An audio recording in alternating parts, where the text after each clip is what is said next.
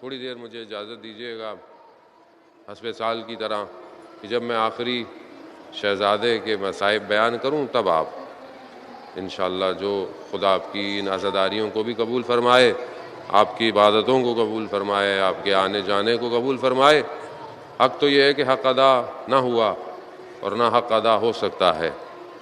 یہ چند دن آپ کی خدمت میں جو گفتگو رہی اس کا ٹوٹا پھوٹا سا خلاصہ کہ کربلا کا اصل ہدف لا الہ الا اللہ ہے، توحید ہے، کوئی نہیں ہے معبود مگر سوائے خدا کے، اور خدا کی وادی میں جانے کے لیے آپ کو امام کی دعوت کو قبول کرنا پڑے گا، اور وہ امام کہ جو حق کا امام ہے اس کی دعوت کو آپ کو قبول کرنا، اور جو اس دعوت کو قبول کرے گا اسے امتحان، آزمائش، مصیبتوں سے گزرنا پڑے گا۔ اب یہ جو ہے یہ خاصیت ہے دعوت حق کی، جس نے بھی دعوت حق کو لبیک کہا ہے اسے آزمائش دینی پڑتی ہے، اس دنیا میں بھی اور اس دنیا کے باطن میں بھی اسے آزمائشیں دینی ہے، کیونکہ مقامات ایسے نہیں ملتے۔ ولایت آسان نہیں ہے، ولایت سستی نہیں ہے، ولایت کی بہت بڑی قیمت ہے، اسی لیے تو ہر کوئی ولایت کو قبول نہیں کر پایا، کیونکہ ولایت قیمت مانگ رہی ہے۔ اب یہ جو توحید ہے، یہ جو توحید عملی ہے، پریکٹیکل، کہ میں لا الہ الا اللہ کہہ رہا ہوں اپنی زبان سے، لا الہ الا اللہ میرے وجود سے نظر آنا چاہیے، میری زندگی کے چاروں طرف کے جو معاملات ہیں وہ یہ بتائیں کہ میں ایک خدا کی عبادت کرتا ہوں۔ میں نے آپ کی خدمت میں عرض کیا کہ دو طرح کے امام ہیں، دو طرح کی دعوتیں ہیں، ایک وادی ہدایت ہے، وادی توحید ہے۔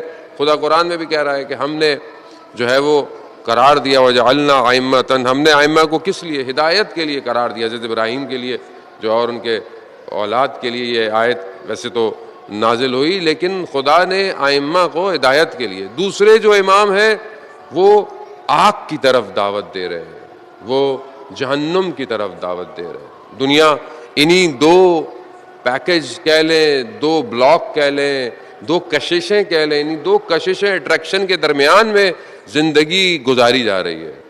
اب ہم جتنی صلاحیت امام کی طرف جانے کی لگیں گے اپنے وجود میں، اتنا ہمارا مقناطیس ہمیں امام کی طرف لے کے جائے گا۔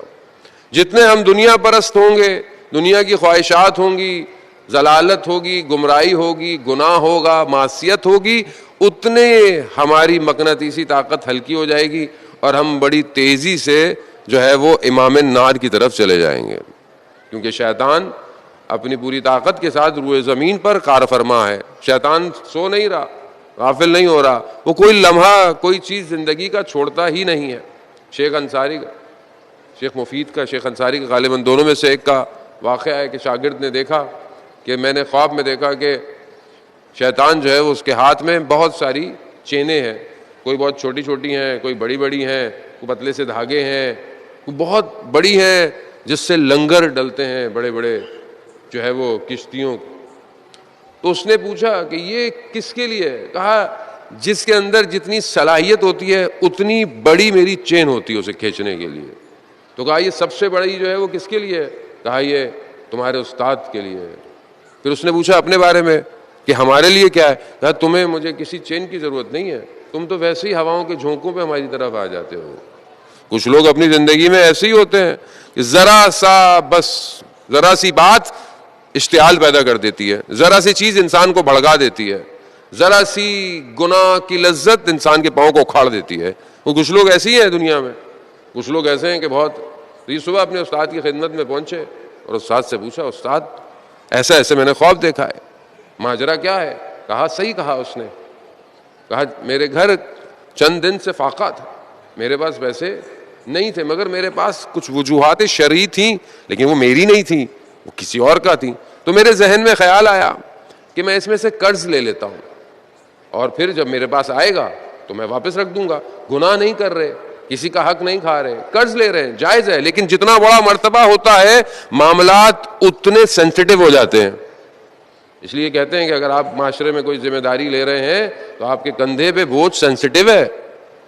یا تو ذمہ داری معاشرے کی، سوسائٹی کی، قوم کی، امت کی قبول نہ کرے، لیکن اگر قبول کی ہے تو پھر سینسٹیوٹی ہے، پھر زوم کر کے کیمرے سے آپ کو دیکھا جائے گا اور دیکھا جائے گا. تو کہتے ہیں میں نے نیت کی، گھر سے نکلا، بازار تک پہنچا، دکان کے پاس مجھے خیال آیا کہ اگر میں مر جاؤں تو کسی کیا پتہ چلے گا کہ میں نے قرض لیا تھا کہ نہیں لیا تھا. کہا بس یہ خیال آیا، میں واپس آ گیا. کہا وہ چین توڑ دی. وہ شیطان اپنے سسٹم کو، اب آپ بولیں کہ جی ہمیں شیطان کچھ نہ کہے، اور ایسا ممکن نہیں ہے. آپ کو اس وادی ضلالت سے گزرنا پڑے گا، اسی کو عبور کرنا پڑے گا، لیکن آپ کا امام آپ کی ہدایت کے لیے ہے. اگر آپ نیت کر لیں تو آپ کا امام اس وادی سے آپ کو نکال کے لے جائے گا، اور یہ ضروری ہے. اور اس کے لیے یہ کہ انسان لا الہ الا اللہ کو مضبوط کرے. جو خدا پر توکل کرتا ہے وہ سبقت حاصل کرنے کے لیے، خیر کے لیے دوڑتا ہے. قرآن بھی کہہ رہا السابقون السابق، وہ جو پہلے پہنچیں گے وہ کامیاب ہیں، جو پہلے خیر تک پہنچے گا وہ. یہ مقابلہ ہے نا، یہ خیر کو حاصل کرنا. اس لیے روایات بھی کہتی ہیں کہ باقی چیزوں میں بے شک پیچھے رہو لیکن نیکی میں سبقت حاصل کرو. اگر کہیں آپشن مل گیا ہے کوئی نیکی کرنے کا، کسی کی ہیلپ کا، کسی کو پانی پلانے کا، کسی کی مدد کرنے کا، کسی کی اسکول فیس دینے کا، کوئی بھی آپشن ہے، اس میں سبقت حاصل کرو، انتظار مت کرو. بس میں بیٹھے ہوئے ہو، کوئی بزرگ آ گیا، اب سوچ رہے ہیں کہ وہ اٹھے گا کہ میں اٹھوں. سبقت حاصل کرو، تم کھڑے ہو، یہ نیکی میں سبقت حاصل کرو. لیکن جو اس نیکی کی دوڑ میں ہے اسے دنیا کے مسائل روکتے نہیں ہیں. اسے صحت، اسے بیماریاں، اسے دولت، اسے شہرت، اس کی اولاد اس کے پاؤں میں زنجیروں کی طرح اسے پکڑتی نہیں ہے. کیوں؟ کیونکہ اسے نیکی میں سبقت حاصل کرنی ہے. سید الشہداء علیہ الصلوۃ والسلام نے کربلا میں یہی دروازے کو کھولا ہے. آؤ سبقت حاصل کرو، لے کر آؤ جو ہے تمہارے پاس، آؤ. دروازہ کھلا ہے. امام نے ایسا دروازہ کھولا ہے آج تک کھلا ہوا ہے. آپ دیکھ لینا کون سا ایسا راستہ ہے، در ہے دنیا میں جو آج بھی شہادت دے رہا ہے سوائے اس راستے کے. کوئی ہے دروازہ؟ امام نے جو دروازہ کھولا کربلا میں، کیا وہ دروازہ بند ہو گیا؟ آج بھی کھلا ہوا ہے. کل دمشقس میں بی بی کے حرم کے باہر جو دھماکہ ہوا، حد اقل 6 لوگ تو شہید کی خبر آ چکی ہے. کیوں شہید ہوئے؟ کس وجہ سے شہید ہوئے؟ کیونکہ بی بی زینب کے روزے کی حفاظت کر رہے تھے. ادھر چیک پوسٹ پہ وہیں کے لوکل تھے. یہ شہادت کا دروازہ آج بھی کھلا ہے. مگر وہاں رہنے والے یہ بتا رہے ہیں، اور انہوں نے دنیا اور قوموں کو بتایا ہے کہ یہ خاتون ایک دفعہ اسیر ہوئی تھی، اب ہم دوبارہ اسیر نہیں ہونے دیں. راستہ سید الشہداء کا ہے، مذاق ہے. لوگوں نے بدنوں کے ٹکڑے کرا دیے، مگر نہیں، ایک دفعہ ہو گیا، اب زمانہ کسی اور کا ہے. اب کوئی اور ہے جو آنے والا ہے. جمعے کا دن متوقع ظہور کا دن ہے. آج جمعے کا دن متوقع ظہور کا دن ہے. آج امام نہیں آئے. ہم میں سے کتنوں کا دل اداس ہوا؟ بے شک آپ جلوس میں تھے، آپ نیازوں میں، سبیلوں میں، مجلسوں میں، سب امام کے لیے ہے، سب امام. لیکن دغدغہ رہا کہ کسی جلوس میں، کسی سبیل پر مجھے امام ملیں گے یا نہیں ملیں گے. میں بھی کسی کو پانی پلاؤں وہ امام ہو. اب یہ دغدغہ تو ہونا چاہیے. زان محترم، خب اصل وارث عزاداری کا وہی ہے، میں اور آپ نہیں ہے. ہم تو بہرحال یہ عزاداری کو ان تک پہنچانا چاہتے ہیں کہ صحیح اور سالم ان کے جد کی عزاداری ان کے ظہور تک پہنچ جائے. اللہم صلی محمد وآلہ.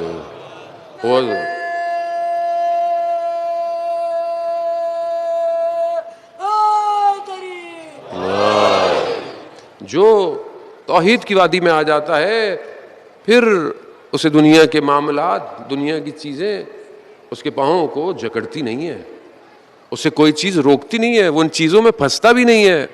یہ چھوٹی چھوٹی چیزیں ظاہراً جو دنیا کے اندر ہیں یہ اس کے ارادوں کو ضعیف نہیں کرتی، کمزور نہیں کرتی.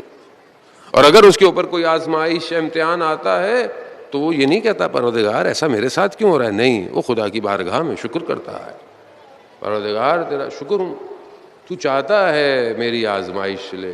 کتنے لوگوں کی تو آزمائش لے رہا ہے. میں تیرا شکر کرتا ہوں کہ تو نے مجھے امتحان میں ڈالا ہے، چاہے امتحان صحت کا ہو، چاہے مال کا ہو، چاہے اولاد کا ہو. وہ یہ نگاہ وادی توحید کی نگاہ ہے. مگر سید الشہداء پر ہم زیارت عاشوراء میں بھی پڑھتے ہیں، زیارت اربعین میں بھی پڑھتے ہیں کہ کتنی بڑی مصیبت ہے جو آپ کے اوپر آئی، جو زمین اور آسمان میں کسی کے اوپر نہیں آئی.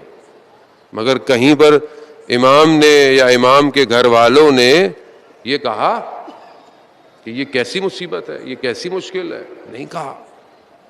ہر شخص خدا کی بارگاہ میں شکر کرتا ہوا نظر آ رہا. کیوں؟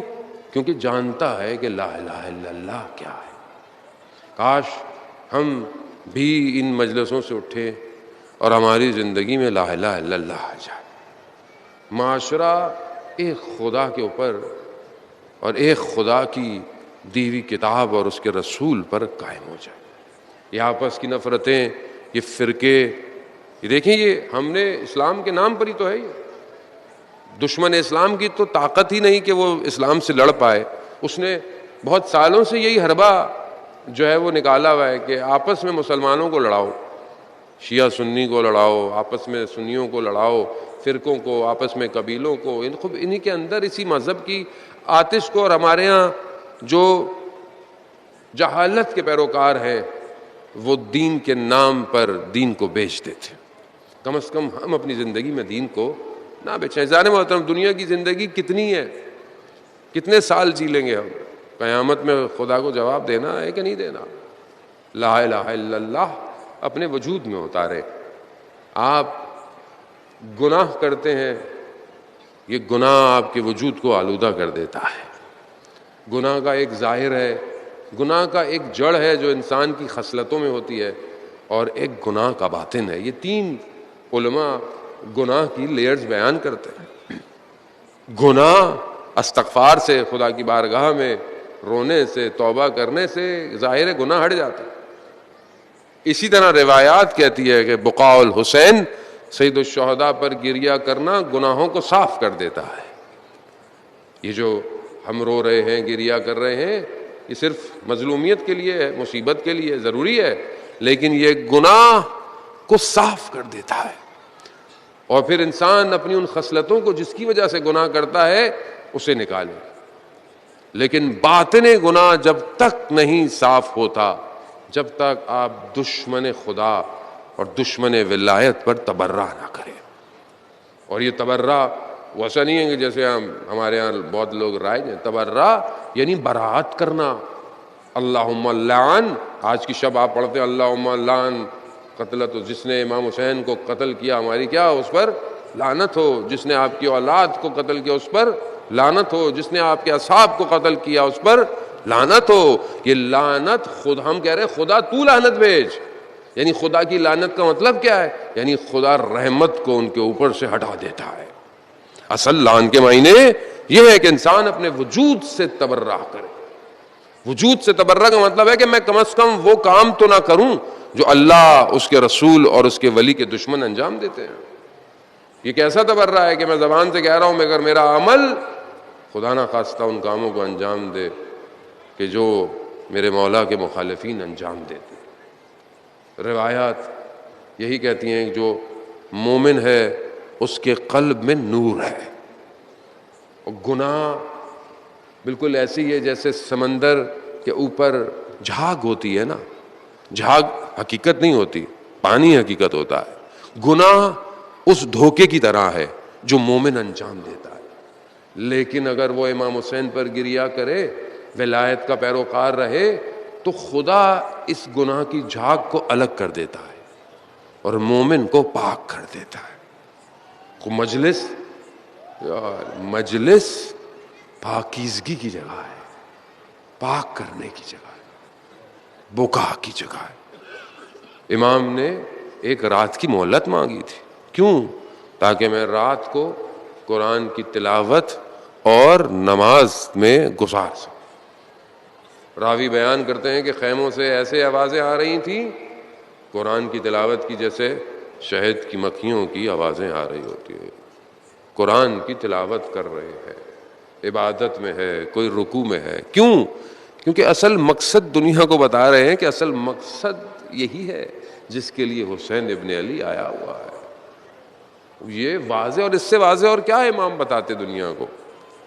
شب عاشور آئی اور شب عاشور کے اپنے مصائب ہیں. بس میں آپ سے زیادہ، میں بہت خداوند متعال کی بارگاہ میں، آئی امام کی بارگاہ میں جہاں بھی مجھے زیارت کا موقع ملا آپ سب کے لیے دعا گو ہوں کہ خدا ہمیں اپنے امام کی طرف بڑھنے کی توفیق عطا فرمائے. شب عاشور مصیبتیں بہت ساری ہیں. پہلی چیز جو بی بی زینب سلام اللہ علیہا کے وجود میں آئی وہ یہ تھی کہ صبح کیا میرے بھائی کا ساتھ دیں گے یا نہیں دیں گے. بہن تھی، بہن سب سے زیادہ اپنے بھائی کے قریب ہے. خیموں کو امام لے، پھر خیموں دکھایا،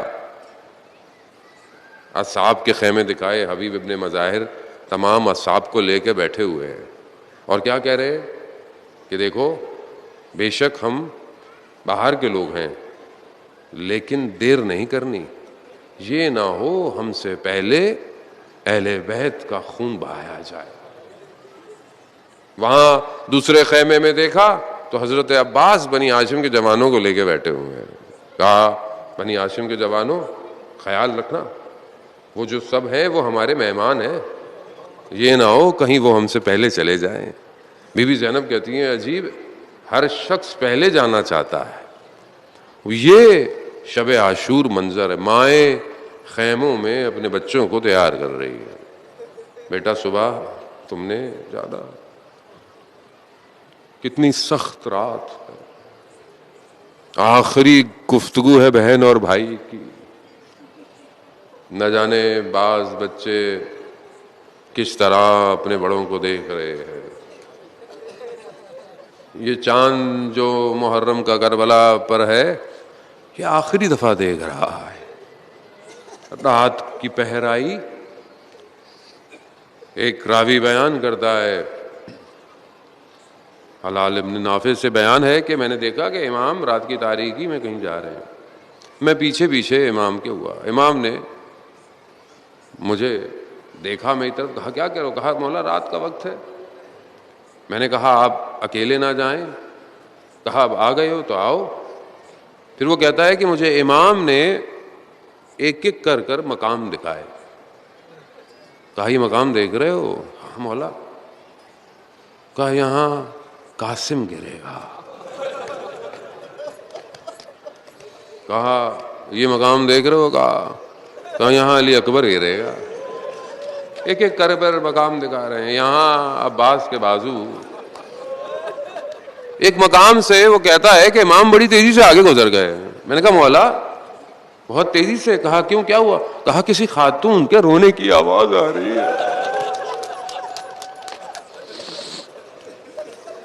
امام نے کہا ہاں یہ وہ مقام ہے جہاں میں خود گھوڑے سے گروں گا، اور یہ خاتون کوئی اور نہیں، یہ میری ماں ہے۔ ہاں عزاداروں نے آج کی رات وہ ماں مدینہ سے نہ جانے کدھر کدھر آئے گی۔ اللہ اکبر، بڑی سخت رات ہے عزاداران محترم۔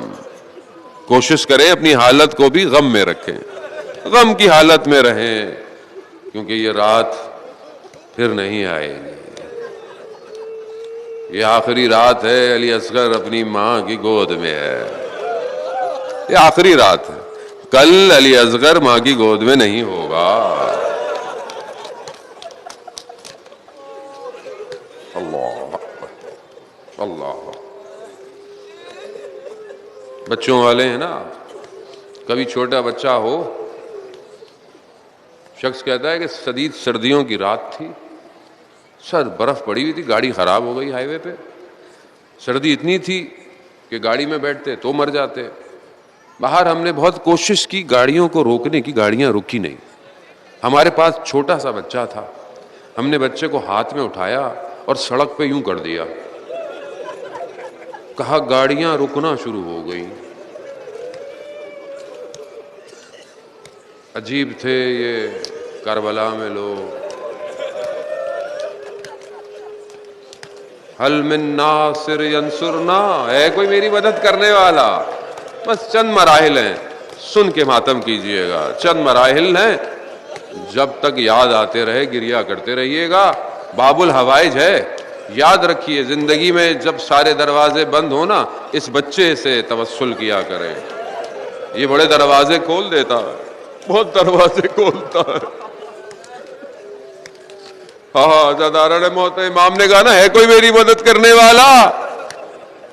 دیکھا خیموں میں کوہرام مچا، امام آئے، میں نے کہا نہیں کہ ابھی میں زندہ ہوں، آپ جب تک خیال کریں، کہا نہیں، جب سے آپ نے غربت کا اعلان کیا ہے یہ بچہ کسی آغوش میں صبر نہیں لیتا۔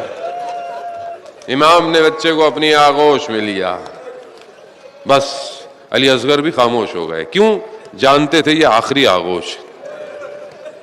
خیمے سے باہر نکلنے لگے، وہ چھوٹی بچی بھی ہوگی، دیکھ رہی ہوگی، بھائی پانی پینے جا رہا ہے۔ بس عزاداران محترم، امام نے اپنی ابا میں علی اصغر کو ڈالا اور چلے ہیں۔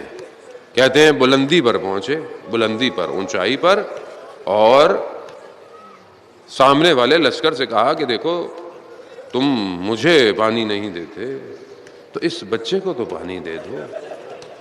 مقتل کہتا ہے علی اصغر کی زبان ایسے تڑپ رہی تھی جیسے مچھلی پانی کے باہر تڑپتی ہے۔ دشت کربلا ہے نا، اشکیا کا لشکر ہے، لیکن جب انہوں نے بچے کو دیکھا تو رونا شروع ہو گئے، گریہ شروع کر دیا۔ اب جو گریہ شروع کیا تو دیکھا یہ بچہ جنگ جیت جائے گا۔ ہرملا ہرملا، اس بچے کی پیاس کو بجھا دو۔ عزاداران محترم، 3 پھلوں والا تیر آیا۔ بعض مقتل کہتے ہیں، بس سن کے 2 جملے، سن کے 2 جملے، بعض مقتل کہتے ہیں کہ امام اپنے بیٹے کے لب پہ بوسہ دینا چاہ رہے تھے، اسی وقت تیر لگا۔ علی اکبر نے، علی اصغر نے اپنے آپ کو پلٹ دیا کہ میری نگاہیں بھی میرا بابا نہ دیکھے۔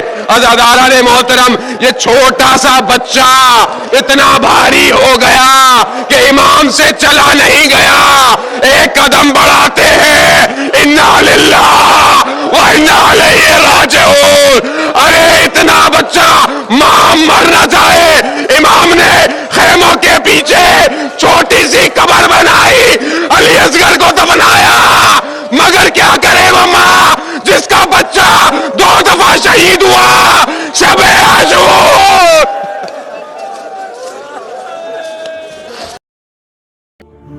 برائے مہربانی ہمارے اس چینل کو لائک کیجیے، شیئر کیجیے، کمنٹ کیجیے اور سبسکرائب کیجیے، اور بیل آئیکن کو پریس کیجیے تاکہ آگے بھی ہماری ویڈیوز آپ کو برابر ملتی رہیں۔